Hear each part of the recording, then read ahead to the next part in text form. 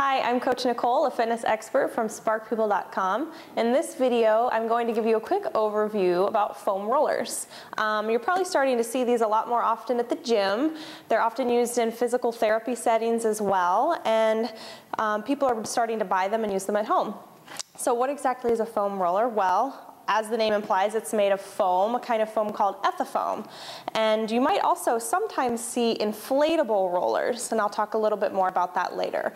They're usually about 6 inches in diameter, and they can vary in length. As you can see, I've got a small one, and there's some taller ones too, usually between 12 and 36 inches long.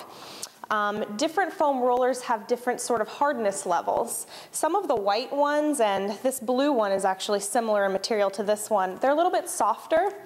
And some of the deeply colored ones are made with a closed cell foam. They tend to be firmer and a little more durable. They're sometimes referred to as professional or commercial grade as well.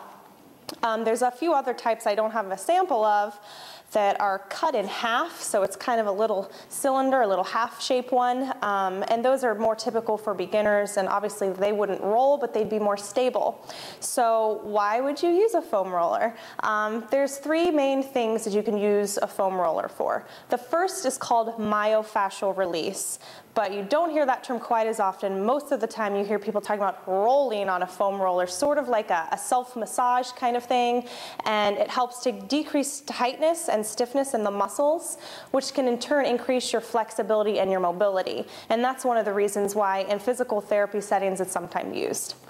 You can also use foam rollers for balance training. You can lie on these, you can perform bridges, planks, push-ups, you can even stand on them. And because of their round surface, it gives you a little instability, helps work your core a little bit.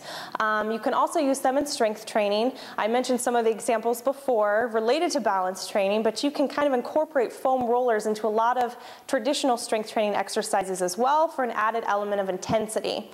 You may see them a little more often in some fitness classes, maybe yoga, Pilates, and general stretching.